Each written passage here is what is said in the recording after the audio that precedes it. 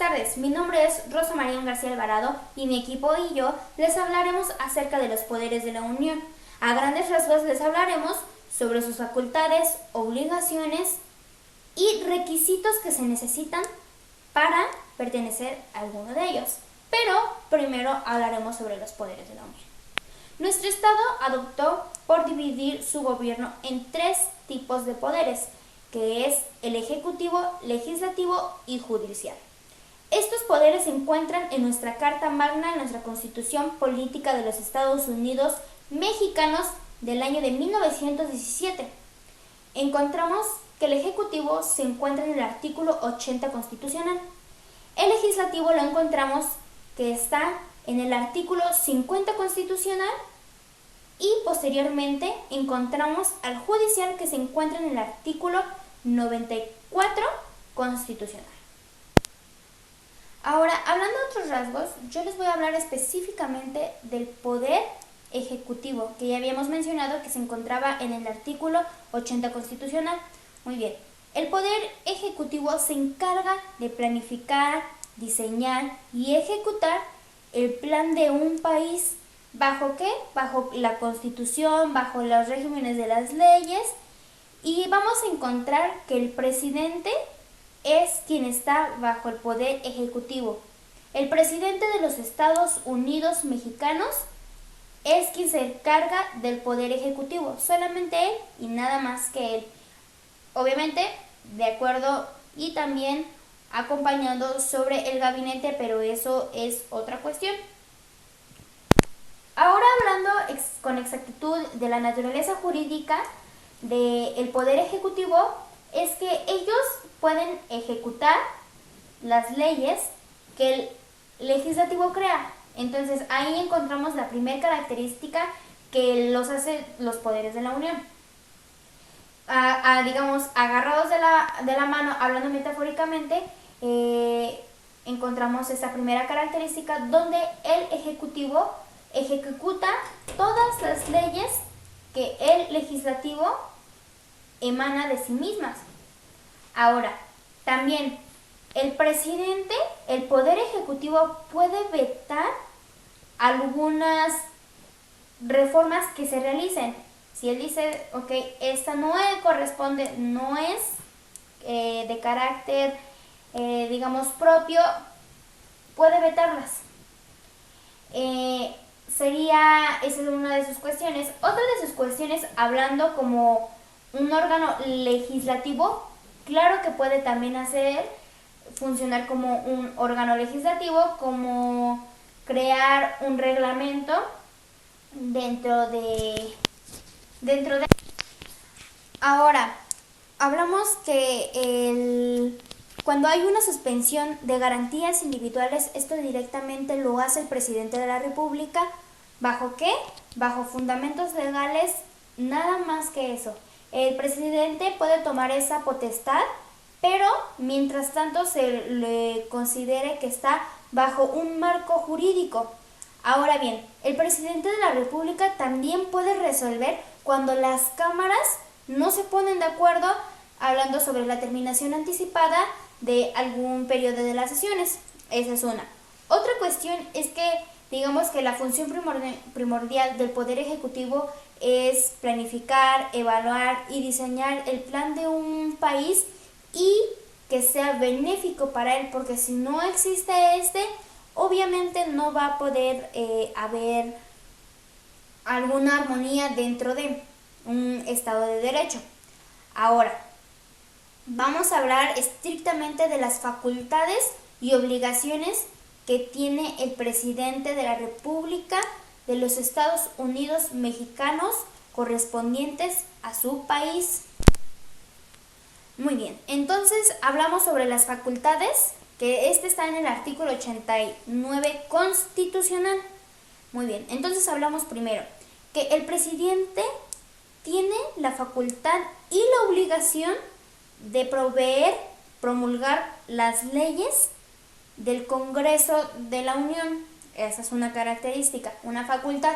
Ahora, la segunda es que él puede nombrar a los secretarios, removerlos y ponerlos en su lugar de cualquier tipo de secretaría. Esa es otra. Encontramos que también puede nombrar con aprobación del Senado a los embajadores, cónsules, etcétera, por mencionar algunos. También, obviamente, casi todas estas acciones que tiene el presidente son bajo la potestad de los senadores. A coroneles, oficiales de la Guardia Nacional y todo eso, también bajo con los senadores. También tiene la obligación de preservar la seguridad nacional y declarar la guerra en nombre de nuestro país. Esas son algunas de las que yo le puedo mencionar, correspondientes a mí, y mi compañera Ivonne en unos momentos ella les estará informando sobre más facultades, obligaciones y requisitos que tenga que proveer el presidente. Buenas tardes, mi nombre es Elizabeth Ivonne Penis Gutiérrez Espinosa y a continuación les haré mención de algunas de otras facultades y obligaciones que el presidente de la República debe ejercer. Y entre estas mencionamos que puede disponer de la Guardia Nacional en los términos que señale la ley. Asimismo, puede declarar la guerra en nombre de los Estados Unidos mexicanos, con previa ley del Congreso de la Unión. También puede intervenir en la designación de un fiscal general de la República y removerlo. Esto en los términos dispuestos en el artículo 102 constitucional, apartado A. También puede dirigir la política exterior y celebrar tratados internacionales, así como terminar, denunciar, suspender, modificar, reparar o enmendar, retirar reservas y formular declaraciones interpretativas sobre los mismos, sometiéndolos a la aprobación del Senado. Asimismo, puede convocar al Congreso a sesiones extraordinarias cuando lo acuerde la Comisión Permanente. Puede facilitar al Poder Judicial los auxilios que necesite para el ejercicio expedito de sus funciones. También puede habilitar toda clase de puertos, establecer aduanas marítimas y fronterizas, y asimismo puede designar su ubicación. También puede conceder, conforme a las leyes, indultos a los reos sentenciados por delitos de competencia de los tribunales federales. Puede conceder privilegios exclusivos por tiempo limitado, con arreglo a la ley respectiva, a los descubridores, inventores o perfeccionadores de alguna industria. Cuando la Cámara de Senadores no esté en sesiones, el presidente de la República podrá hacer los nombramientos que hablan las fracciones 3, 4 y 9, con aprobación de la Comisión Permanente. En cualquier momento puede optar por un gobierno de coalición con uno o varios de los partidos políticos representados en el Congreso de la Unión. También puede presentar a consideración del Senado la terna para la designación de ministros de la Suprema Corte de Justicia de la Nación y someter sus licencias y renuncias con la aprobación del mismo Senado. Puede objetar nombramientos a los comisionados del organismo garante que establece el artículo 6 de la Constitución mexicana, hechos por el Senado de la República. Ahora bien, mencionaremos algunos de los requisitos que deben ser considerados para ser presidente de la República Mexicana. Esto de acuerdo al artículo 82 constitucional. Y estos son que debe ser ciudadano mexicano por nacimiento, en pleno goce de sus derechos, hijo de padre o madre mexicanos y haber residido en el país al menos durante 20 años. Debe tener 35 años cumplidos al tiempo de la elección. Debe haber residido en el país durante todo el año anterior o al día antes de la elección. La ausencia del país hasta por 30 días no interrumpe dicha residencia. No debe pertenecer al estado eclesiástico ni ser ministro de algún culto. No debe estar en servicio activo en caso de que haya pertenecido al ejército 6 meses antes del día de la elección. Tampoco debe ser secretario o subsecretario de Estado, no debe ser fiscal general de la República, ni titular del Poder Ejecutivo de alguna entidad federativa, a menos que se separe de su puesto 6 meses antes del día de la elección. Y no debe estar comprometido en alguna de las causas de incapacidad establecidas en el artículo 83 constitucional. Estos fueron todas las facultades y obligaciones 3 que el presidente debe de la ejercer. tarde, Asimismo, en punto. como se los mencioné anteriormente, algunos de los requisitos. Posteriormente, mis compañeros Antonio y Brian les harán mención mención del siguiente poder de la Unión, que es el poder legislativo. Muchas gracias. En la parte del poder legislativo podemos encontrarlo fundamentado en el artículo 50 constitucional, en donde nos dicta que este se divide en dos tipos de cámara, en lo que la Cámara de Diputados y la Cámara de Senadores. Pero ¿quién rige el poder legislativo? Bueno, el poder legislativo es representado por el presidente del Congreso o bien por el Parlamento, y se encarga de formular sus leyes y proyectos de ley para la sociedad de un país. Su naturaleza es la fuerza material. En el poder legislativo encontramos que está al cargo de proponer, discutir, estudiar, votar, aprobar y o rechazar iniciativas de leyes, proyectos de leyes o leyes amparados dentro de la Constitución política de cada país. Tiene el papel de unicameral, que se compone solo de la Cámara Baja, donde los legislativos de los estados que tiene un Congreso es representado por el presidente, el presidente del Congreso, vaya. El Congreso a su vez puede adoptar dos tipos de escritura, únicamente revisar nuevamente las leyes en el marco.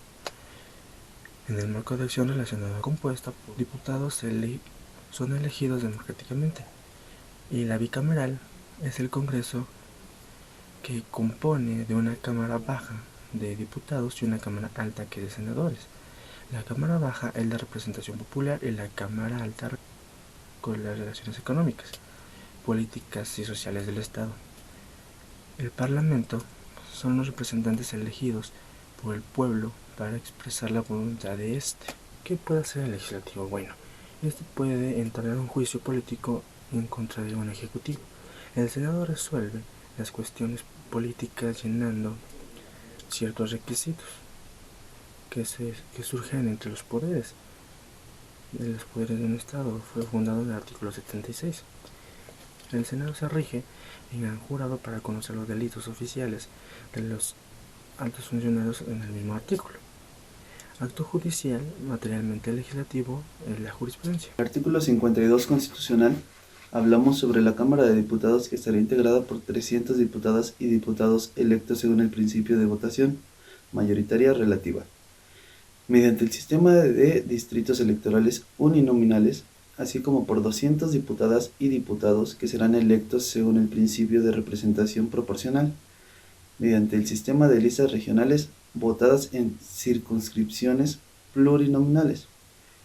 En el artículo 53, igual constitucional, para la elección de los 200 diputadas y diputados, según el principio de representación proporcional y el sistema de listas regionales, se constituirán 5 circunscripciones electorales plurinominales en el país, conformadas de acuerdo con el principio de paridad y encabezadas alternadamente entre mujeres y hombres cada periodo electivo.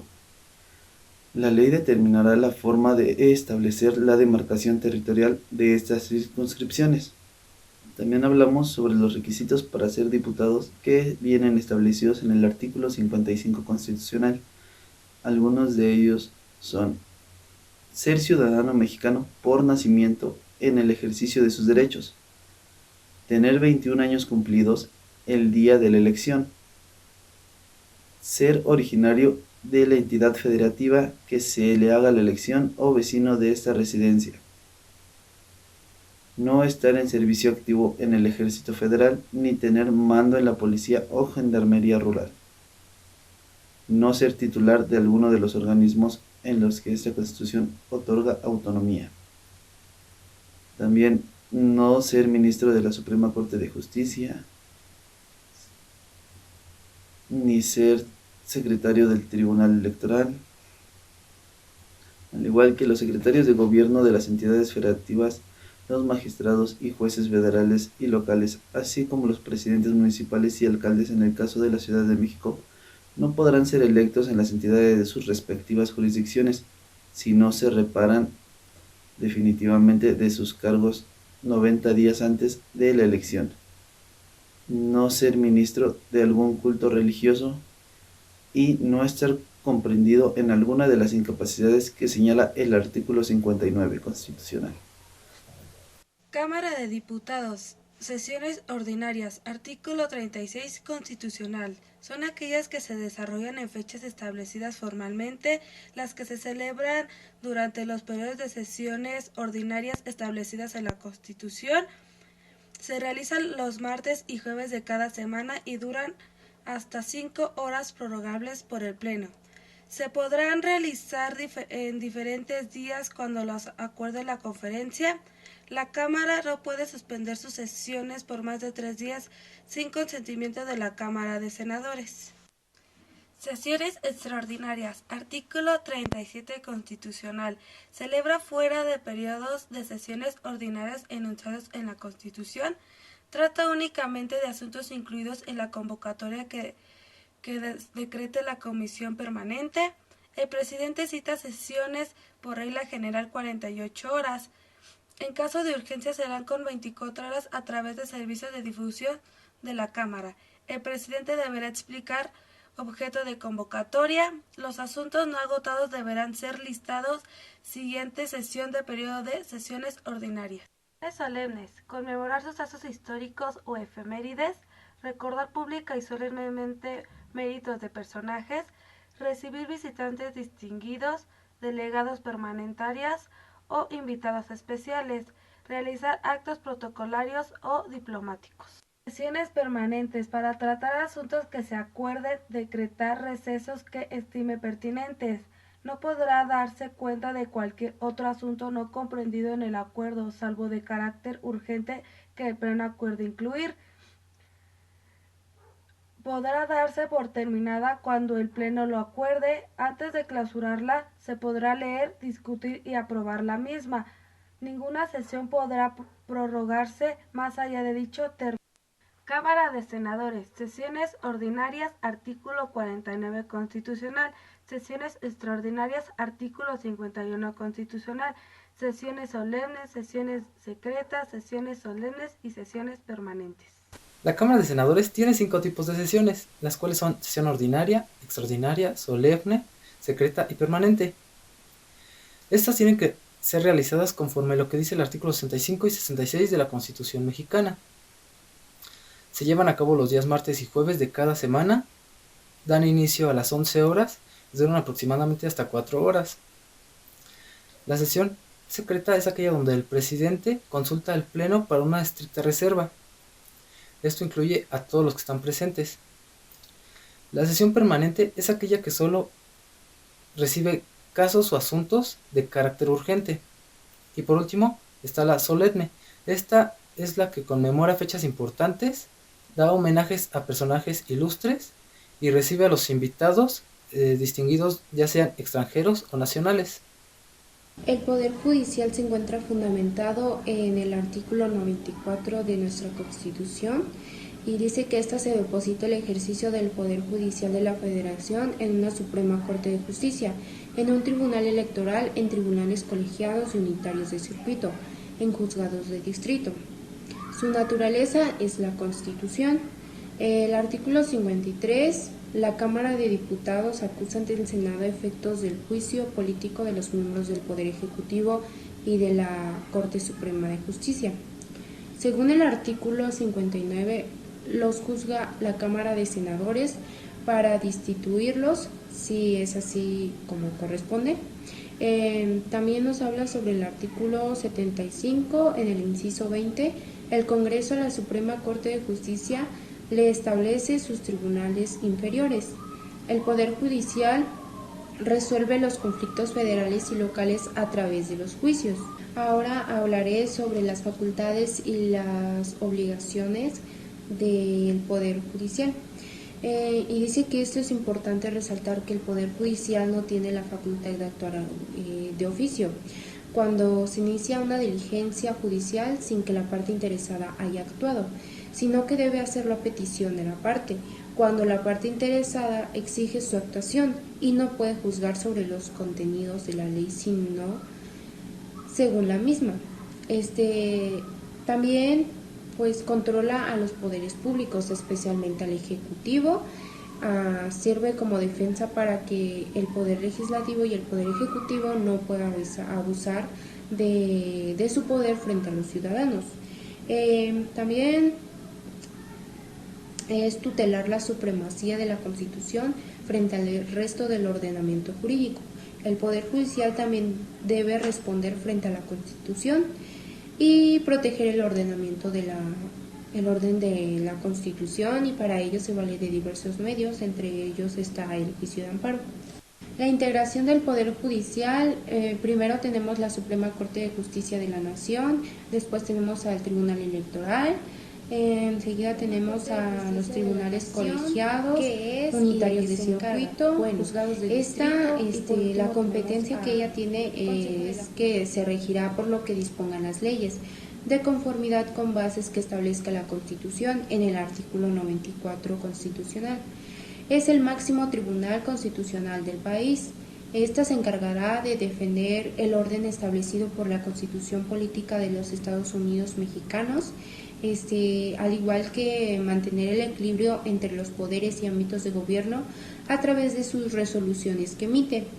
Igual decide sobre asuntos importantes en materia jurídica del país, se encarga de velar que las leyes estén adecuadas a la Constitución e impone las reglas que los tribunales tienen que observar al resolver casos futuros a través de la creación de la jurisprudencia. La Suprema Corte de Justicia de la Nación se divide en pleno y salas. El pleno se conforma de 11 ministros que se reúnen en un salón para debatir asuntos que deben resolver. Basta con 7 ministros para que las decisiones sean válidas, excepto en las controversias constitucionales o acciones de inconstitucionalidad. En este caso se necesitan 8 ministros para que los asuntos y las decisiones tengan validez. Las salas se dividen en dos. En las salas el presidente no participa en ninguna. En la sala 1 se resuelven asuntos civiles y penales, y en la sala 2 se resuelven asuntos administrativos y laborales. Se integran por 5 ministros cada una de ellas. Basta la presencia de 4 ministros para que éstas funcionen. El Tribunal Electoral es un órgano especializado del Poder Judicial de la Federación, encargado de resolver controversias en materia electoral. Protege los derechos político-electorales de los ciudadanos e imparte justicia en el ámbito electoral. De acuerdo a la Constitución Política de los Estados Unidos Mexicanos, en el artículo 41, 60 y 99, el Tribunal Electoral tiene competencia para resolver en forma definitiva e inatacable las controversias que se le asignen. El Poder Judicial de la Federación se divide en 262 tribunales colegiados de circuito, 99 tribunales unitarios de circuito, 430 juzgados de distrito, 38 centros de justicia penal federal, en el cual se lleva a cabo el sistema acusatorio, un Centro Nacional de Justicia especializado en control de técnicas de investigación, arraigo e intervención de comunicaciones, 52 plenos de circuito del Consejo de la Judicatura Federal. El Consejo de la Judicatura Federal se encuentra establecido en el artículo 94 constitucional, en el cual se divide en comisiones, las cuales son 6, la Comisión de Administración, Comisión de Carrera Judicial, Comisión de Creación de Nuevos Órganos, Comisión de Disciplina, Comisión de Adscripción y la Comisión de Vigilancia. También tienen órganos auxiliares, el Instituto de la Judicatura Federal, el Instituto de Defensoría Pública y el Instituto Federal de Especialistas de Concursos Mercantiles. El Tribunal Electoral del Poder Judicial de la Federación está integrado por una sala superior y salas regionales. La sala superior está compuesta por 7 ponencias o magistrados. Sin embargo, esta únicamente necesita de 4 de ellos para poder sancionar. El cargo del presidente tiene una duración de 4 años y la competencia del mismo se encuentra dentro del artículo 99 constitucional y el artículo 189 de la Ley Orgánica del Poder Judicial de la Federación. Las atribuciones y facultades del mismo las podemos encontrar dentro del artículo 3, 4, 5 y 6 del reglamento interino del Tribunal Electoral del Poder Judicial de la Federación. Las salas regionales están integradas por 3 magistrados cada sala. La duración del cargo del presidente es de 3 años y este es elegido por sus miembros. Existen 6 sedes dentro del país: en Monterrey, Guadalajara, Jalapa, Ciudad de México y Toluca, además de mencionar una especializada. Dentro del reglamento interino del Tribunal Electoral del Poder Judicial de la Federación, en sus artículos 33, 34, 35 y 36, encontramos todo aquello referente al mismo. A continuación, daremos a conocer algunos puntos referentes al Ministerio Público de la Federación, cuyo fundamento jurídico se encuentra en el artículo 102 constitucional. Cabe mencionar que la duración del fiscal en su cargo será de 9 años y este será designado y removido de acuerdo a los siguientes puntos. Ante la ausencia definitiva del fiscal general, el Senado de la República tiene un lapso de 20 días para integrar en una lista al menos 10 candidatos al cargo. Esta deberá ser aprobada por 2/3 partes de los miembros presentes y esta será entregada al Ejecutivo Federal. El Senado, con base a la terna y previa comparecencia a las personas propuestas, designará el fiscal general con el voto de las 2/3 partes de los miembros presentes. Esto será en un lapso de 10 días. El fiscal general podrá ser removido por el Ejecutivo Federal a causas graves que establezca la ley. Estas serán objetadas por el voto de la mayoría de los senadores presentes en ese momento, y esto deberá ser en un lapso de 10 días hábiles. Corresponde al Ministerio Público de la Federación la persecución a los tribunales ante todos los delitos de orden federal. Por lo tanto, solicitará medidas cautelares contra los imputados y, además de esto, presentará y buscará aquellas pruebas que acrediten la participación del mismo en estos hechos. Asimismo, la Fiscalía General contará con al menos aquellas fiscalías especializadas en delitos electorales y especializadas en combate de corrupción. El nombramiento y remoción de los fiscales especializados podrán ser objetados por el Senado por el voto de las 2/3 partes de aquellos miembros presentes. El desarrollo profesional de los mismos se regirá a través de los principios de legalidad, eficiencia, honradez, objetividad, profesionalismo y respeto a los derechos humanos. El fiscal general presentará anualmente al Poder Ejecutivo y Legislativo un informe de actividades. Asimismo, comparecerá ante cualquiera de las cámaras cuando se le cite a rendir cuentas.